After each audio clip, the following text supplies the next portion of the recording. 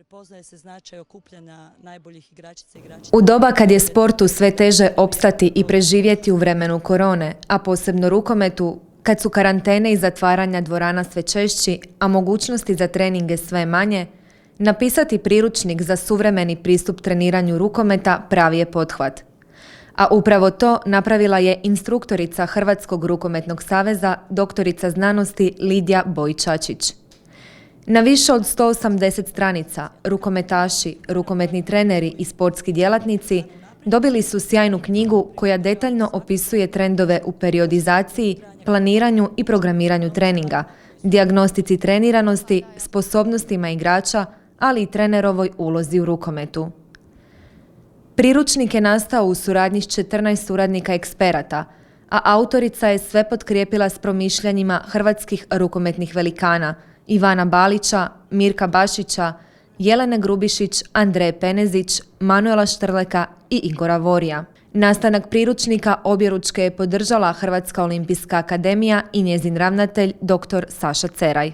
Korak dalje koji smo učinili u suradnji sa Hrvatskim rukometnim savezom bio je izrada programa usavršavanja za trenere rukometa koji je nova stepenica i novi korak i novi iskorak u obrazovanju i stručnom radu svakog trenera.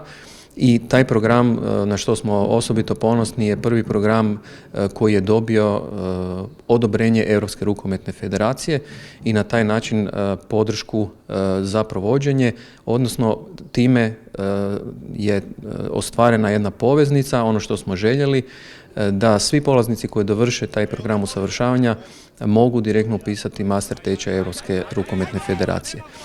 Na kraju zapravo u svemu tome ne bi to bilo zaokruženo da nemamo i stručnu literaturu koja u rukometu je poprilično zapravo izdašna i ima je dovoljno, ali ovim priručnikom željeli smo zapravo osvježiti stručnu literaturu u rukometu sa novim spoznajama, sa onim spoznajama koje čine danas rukomet modernim, suvremenim i vrlo dinamičnom igrom, pa tako i dati informaciju svim onim trenerima koji će primiti ovaj priručnik da mogu zaviriti u njega i da mogu pronaći ono što ih zanima.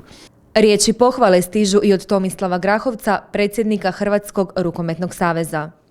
Pa mi već duže vremena smatramo da je najvažnija stvar u razvoju našeg sporta edukacija i školovanje trenera.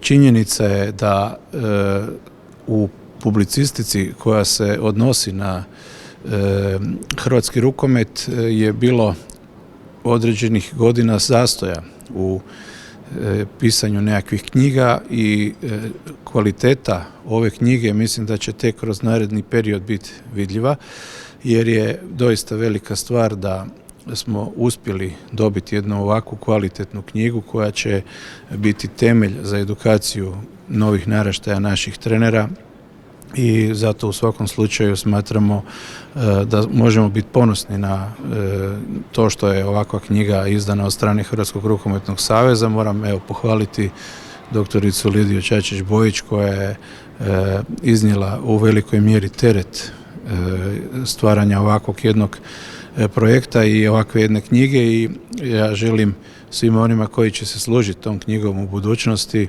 da savladaju gradivo iz te knjige, neka bude i 70-80% savladano gradivo iz te knjige, bit će sigurno dobri, kvalitetni treneri i pomoći im u njihovom daljem budućem radu, jer smo svjesni činjenice da bez kvalitetnog rada kao trenera u klubovima i stvaranja igračica i igrača naš sport nema egzistenciju.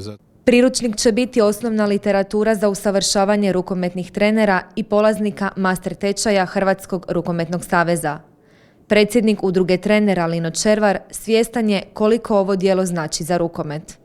Mislim da je ona u toj knjizi dala jednu vrlo važnu, da kažemo, ideju razvoja trenažnog procesa, posebno u onom metodičko-didaktičkom pristupu. Onda je dala fantastičnu usporedbu ili prikaz razvoja rukometne igre, posebno u zadnja 2 desetljeća. A istovremeno je zapravo i pokazala koji putem treba se razvijati trenažni proces i rukometni proces, dakle i trenerska struka. I na tome, mislim, stvarno je čestitam i daj Bože da imamo još u buduće takvih radova. I na kraju riječi autorice, doktorice Lidije Bojić-Čačić. Do ideje je došla zato što smatramo svi zajedno da literatura za trenere koji se osposobljavaju, savršavaju, a i na neki način upisuju master tečaj je relativno starijeg datuma i smatrali smo da 20 godina su se desilo iznimne važne promjene u rukometu, kako u pravilima igre, u načinima treniranja, u tehničko-taktičkim nivoima. Smatrali smo da bi to trebalo prezentirati trenerima u Hrvatskoj koji rade u rukometu, je prije svega i nekakvoj široj javnosti. Tako da ideja za priručnike nastala, evo, zahvaljujući doktoru Cerovi iz Hrvatske olimpijske akademije, koji je to potaknuo, koji je sam uvidio da ona literatura koja je do sada dostupna nije dovoljna, a i Hrvatski rukometni savez koji naravno podržao ovaj projekt i čelni ljudi su utvrdili su koliko je jako bitno imati educirane trenere, jer bez educiranih, školovanih trenera koji se konstantno usavršavaju i čitaju neku dobru literaturu, ne možemo ni naš sport na neki način unapređivati. I što drugo nego čestitamo i bravo svima koji su doprinijeli nastanku ovog sjajnog dijela.